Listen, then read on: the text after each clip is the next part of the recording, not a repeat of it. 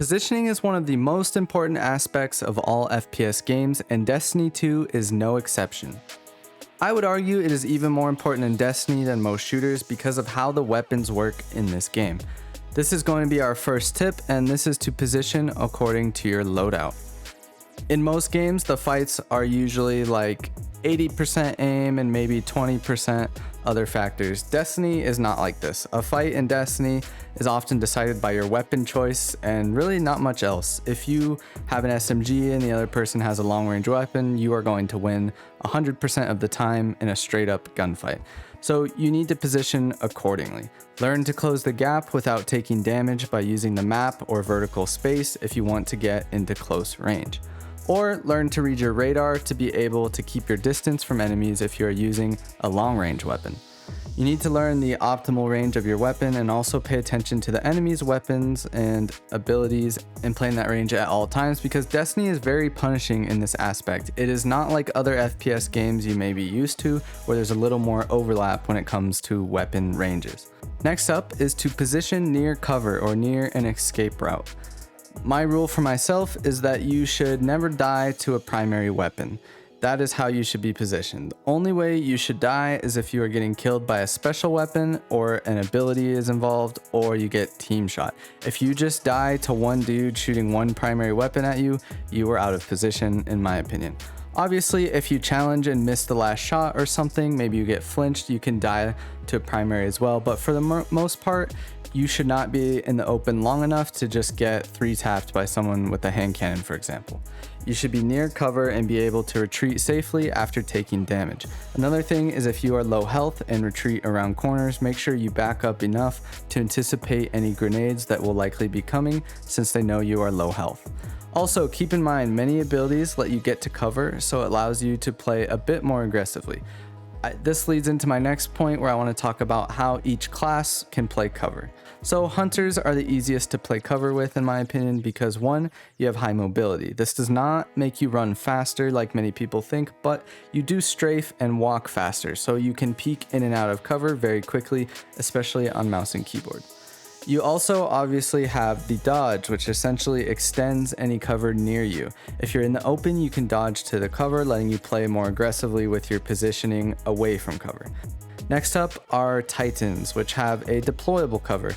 This also lets you play more aggressively because you have the barricade to make your own cover in places where there isn't any. You can grab revives or power ammo or even capture the point. If you go in too hard, right, you punched one too many dudes and now you're in the enemy lines, you can put the cover down. It's probably the strongest ability in the game right now, so definitely take advantage of it. Next up is the Warlock, which is probably the hardest to utilize cover with just due to its class ability. Essentially, the Warlock can't make their own cover, but they can improve existing cover. A healing rift next to a wall or some form of existing cover can enhance that spot, if that makes sense, and it makes you nearly impossible to kill in a straight up 1v1. So while you can't really make your own cover or it doesn't really help you get to cover, you can kind of make any existing cover a stronger area. There are tons of ways to place rifts and I low-key could make a whole video on that, but I don't know if anyone would want to watch a rift video, but let me know, I guess. The next tip I have is to position in order to gain map control or objective control. Trials is now zones, so you cannot sit back, especially in this Titan meta, because you will give up the objective and 3 barricades will just go down on the point and it will be over. So you need to position in order to gain control of the map. This does not mean that you need to run directly on the point and stand there, no. Most points are in the open. But sometimes being near the point allows you to contest the zone without actually standing on it, right? So you want to look for areas where you can still contest the zone while still being in safety. As far as map control goes, you can hold areas of the map that make it very difficult for enemies to get through. For example, there is a zone in the bottom toilet bowl area in Endless Vale. If your team holds control of this bottom portion while the zone is here, it is very difficult for the enemy to retake this part of the map because it's just 3 choke points, right? There are areas like this on a lot of maps, so definitely look out for them. Another form of map control would be to lock down the area that the power ammo spawns at, especially in comp. For some reason, power ammo spawns every round, so I hate power ammo. It's just like one of my pet peeves with this game. I'm actually a big hater, so yeah, I hate power ammo, but it is important. The whole round can pretty much revolve around it, so you want to lock down that area of the map. My next tip is to position according to your teammates. This can be very difficult if you're playing with solos, but you need to try to stick together as much as possible. A lot of times, doing the wrong thing together is better than doing the right thing alone, if that makes sense.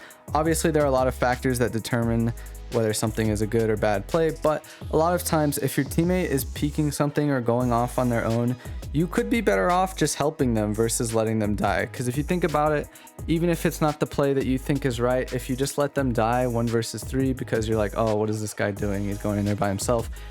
If he dies 1v3, then you're just down, and a lot of trials matches are kind of over at that point, right? If the teams are even and you lose one, you're just gonna lose. So sometimes it might be better to go with him and maybe help him. Maybe you guys can trade, like you can trade him out, or maybe you guys can just team shot someone. A lot of times it is better to go with them. Now, if you're in a more coordinated group, you want to position yourselves close together, but not necessarily on top of each other. I typically think it's good to have 2 people kind of stacked on each other to team shot and 1 player nearby, maybe on a slightly different angle. Obviously you can position wherever, but I think the idea is you don't want to be too grouped up because of grenades and abilities, cloud strike, things like that, but you still want to be close enough to be able to help each other, or at the very least trade. I feel that you should always be close enough to trade someone out. If your teammate dies, you should be close enough to get that person who killed them. And the final tip I have is sort of a strange one, but I'll do my best to explain what I mean. That is to think about your enemy's perspective when you're positioning. Try to think about what the enemy will see when they peek you. Like, if I'm on Endless Veil here and I'm sniping in the back, in the middle, this is a very common spot, but my teammate is up here on this pillar by this wall. What are the enemies that are usually on this side of the map? What are they thinking? Are they worried about you back here? No, they probably don't even know you're there. Unless you get called out or have been seen, they're not even gonna know you're there. They're just gonna see the giant red radar ping from your teammate who's shooting an SMG at them, right? That's what they're gonna see. So this is a relatively safe position when your teammate is up here. But if your teammate was right next to you, it's much less safe, even though you are in the same spot and the enemies are in the same spot as well, right? You're in the same spot, enemies are in the same spot, but just your teammate being up there versus being here, it's a lot less safe. Now they're not distracted, they don't see a ping in front of them, they probably see your guys' ping, you're probably close enough, they'll know you're here, you can get sniped, you can get slid, you can get grenaded, like they know you're here, you're more of the focus, right? So that's just an example. Obviously there's tons of ways you could look at this, tons of examples you could give, but here I think is a pretty simple one. Like, you're in the same spot and the enemies are in the same spot, but just your teammates positioning alone can determine how safe you are, right? So that's how you kind of need to think about positioning sometimes. What are the enemies seeing? Like, if you're in the back, a lot of times they're not going to see you first, right? Or maybe you have an invis hunter. That's another good way to think about it. Like, when they're throwing smokes, you should keep that in mind. There's a ping on their screen, things like that. Think about it from their position and what it will look like. That's all I have for this guide. A lot of people ask for this, as well as a movement guide. I could do a movement guide, but I am a controller player, so like my movement is pretty limited when compared to M&K. Obviously there are other advantages to being on a controller, but movement is just not one of them.